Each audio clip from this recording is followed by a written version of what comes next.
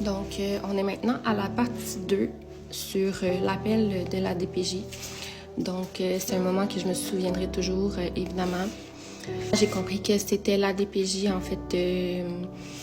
J'étais figée, je comprenais pas pourquoi on m'appelait concernant ma fille. Notez que j'étais la seule gardienne de ma fille. Depuis 3 ans, j'avais la garde complète. Donc voilà, je comprenais pas pourquoi on m'appelait. Et puis, ensuite, on m'a expliqué la nature du signalement, que je peux pas divulguer les informations à 100% parce que légalement c'est confidentiel. Bref, donc on m'a appris ce que une maman devrait jamais entendre par rapport à son enfant. Pour vous mettre en contexte, pensez à la pire chose que vous pourriez entendre concernant votre enfant de 3 ans, ben c'est ce qui est arrivé. Donc l'appel ne me concernait pas moi, elle concernait quelqu'un qui était proche de ma fille en fait, proche de ma fille et moi. On va laisser ça comme ça. Donc ensuite, j'étais totalement sur le choc. Je me suis stationnée. J'ai demandé à la fille de la DPJ, j'ai dit, est-ce que vous êtes certaine de parler à la bonne personne? Je lui ai dit, vous parlez à... Ben là, j'ai dit mon nom, là, je ne dirai pas publiquement, là, parce que c'est pas tout le monde qui me connaît, mais bon. J'ai dit mon nom et j'ai dit, je suis la maman de... le nom de ma fille. Est-ce que vous êtes sûre que c'est bien à moi que vous voulez parler? Puis, donc, elle m'a dit, oui, c'est vraiment vous, madame.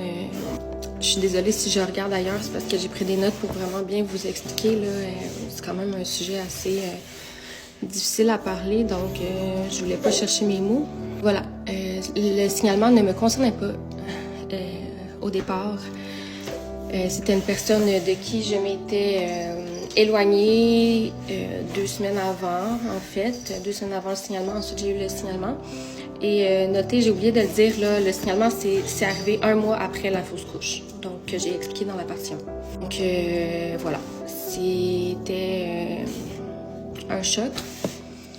En fait,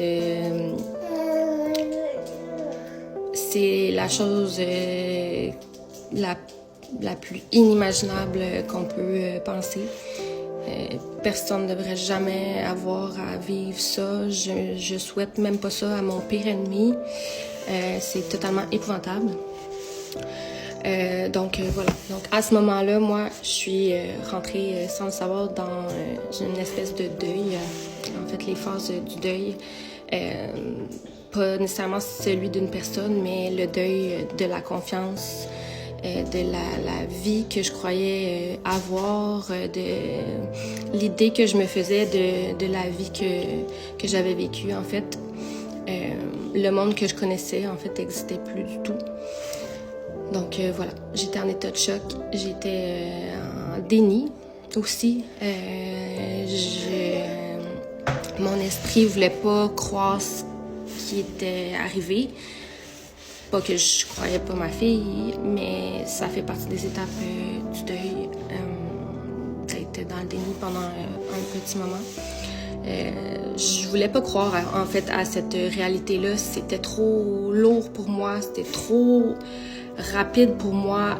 Ça faisait 1 mois que j'avais fait ma fausse couche.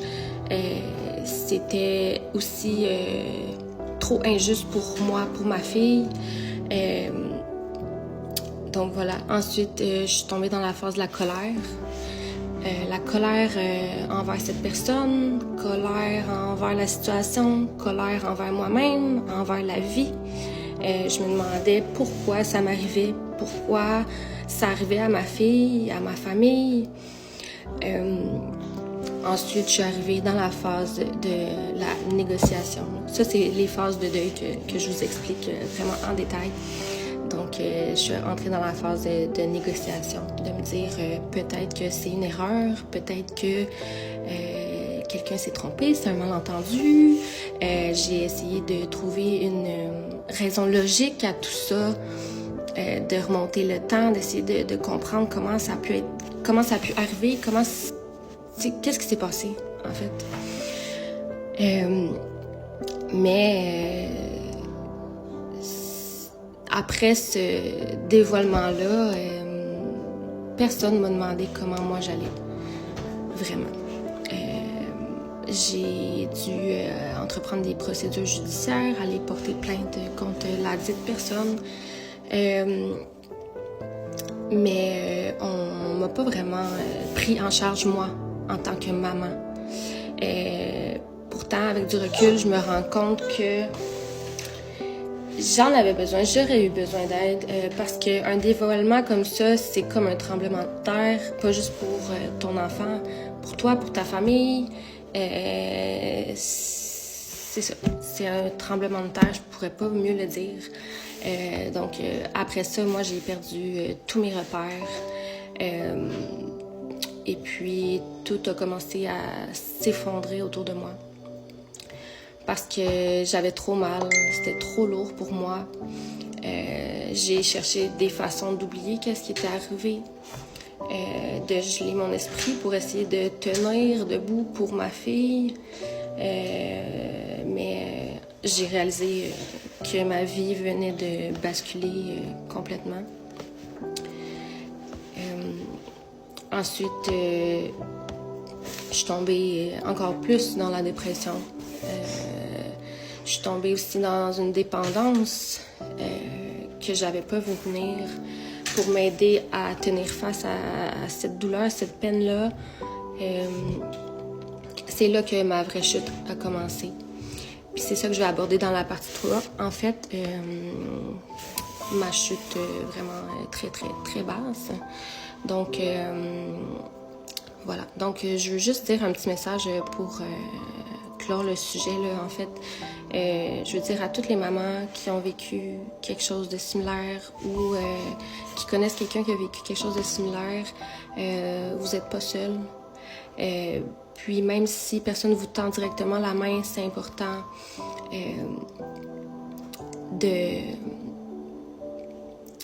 comprendre que vous avez le droit d'avoir mal, vous avez le droit d'avoir de la peine, vous avez le droit de vous poser des questions, vous avez le droit d'être dans le déni, vous avez le droit d'essayer de chercher des réponses à vos questions, vous avez le droit. Vous avez le droit aussi d'en parler, vous avez le droit de demander de l'aide, parce que ce qu'on porte en silence en nous finit toujours par nous briser. C'est ce que j'ai compris par la suite. Puis demander de l'aide, c'est pas un signe de faiblesse, au contraire, c'est un acte de courage. Donc, je veux envoyer une dose d'amour à tous les gens qui se sentent interpellés par mon vidéo. Continuez de regarder, commenter si vous voulez, partager si ça vous fait plaisir. En fait, moi, je fais ça pour essayer d'aider les gens qui vivent une situation similaire, pour vous montrer qu'il y a du beau après tout ça. Ça peut finir par bien aller, puis ça va finir par bien aller. Donc, voilà. Je vous revois à la partie 3.